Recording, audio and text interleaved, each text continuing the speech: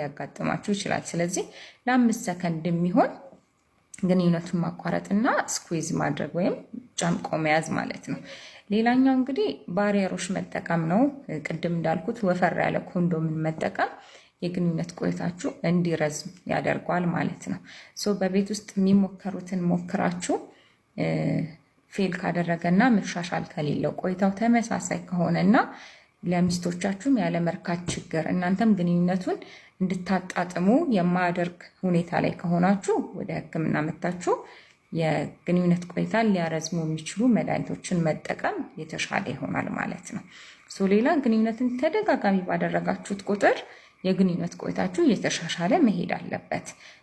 ይሄ ግንኙነት በተደጋጋሚ ተደርጎም ተመሳሳይ ቆይታ ካለውና መፍጠን ካለው አሁንም ሕክምና ያስፈልገዋል ማለት ነው። እንደውም በሴክስ ህይወታችሁ ደስተኛ የሆናችሁ ሰዎች ይህንን ቪዲዮ ማለፍ ትችላላችሁ። ለሌሎቻችሁ ግን ይጠቅማችኋል። በተለይ ወንዶች ቶሎ የመጨረስ ችግር ካለባችሁ 5 በሳይንስ የተረጋገጡ ለመርዳት የሚረዱ መንገዶችን እነግራችኋለሁ። እስከ መጨረሻው ተከታተሉኝ ማለት ነው። እንግዲህ 30% ወንዶች ፕሪማቹር ኢጃኩሌሽን ሲኖርባቸው 9% ያህል ናቸው ሐኪም ጋር ቀርበው ችግራቸውን የሚያዋዩት። ይሄ በተለያየ ምክንያት ነው እና ዋናው በሳይንስ የታገዘው ይሄ ምንድነው ቀድሞ ለምንድነው የሚመጡት የሚለው ወንዶች ሲታሰብ ሴሮቶኒን የተባለ ንጥረ ነገር ስለሚያንስ ነው የሚል ነው ሐሳቡ። ህክምናው በዛ ዙሪያ ያጠነጠነ ነው። ስለዚህ ወደ ነጥባችን ስንሄድ የመጀመሪያው ነው ዋነኛው ሳይኮቴራፒስት ወይም ደግሞ ሴክስ ቴራፒስት እኛ ሀገር ያለ አይመስለኝም።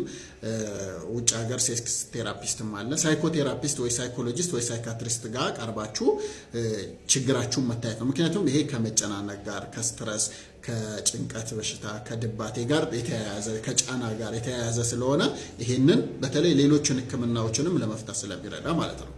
ሁለተኛው ቢሄቪየራል ቴራፒ የምንለው ራሳችሁ የምታደርጉት ሲሆን ይሄም አንደኛው ልትመጡ ስትሉ አቁሙ፣ ለ30 ሰከንድ አቁማችሁ እንደገና መቀጠል ማለት ነው። ብዙዎቻችሁ ይሄንን ኦሬዲ የምትሞክሩት ይመስለኛል።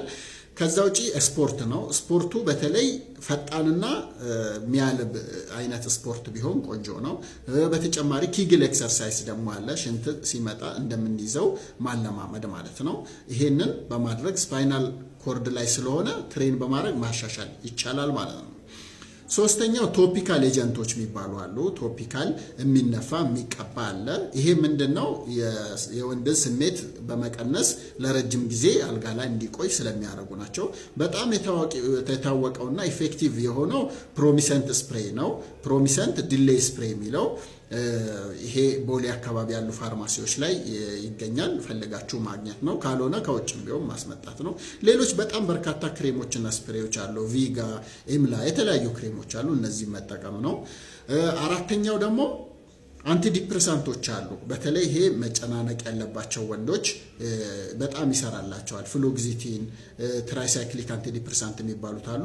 በየቀኑ ለ3 ሳምንትና ከዛ በላይ በመውሰድ እነዚህ ለዚህ ተብለው የተዘጋጁ ባይሆንም ለዚህ እንደሚጠቅሙ ስለታወቀ ይታዘዛሉ ማለት ነው። በመጨረሻ እድሜያቸው ገፍቶ ፕሮስቴት ተልቆባቸው ቢፒኤች ቤናይን ፕሮስቴቲክ ሃይፐርፕሌዥያ የሚባል ያላቸው ሰዎች አልፋ ብሎከር የተባሉ መድኃኒቶችና አልፍዞሲን፣ ታምስሎሲን የተባሉ መድኃኒቶች ሲወስዱ መሻሻል ባህሪ ያሳያል ማለት ነው።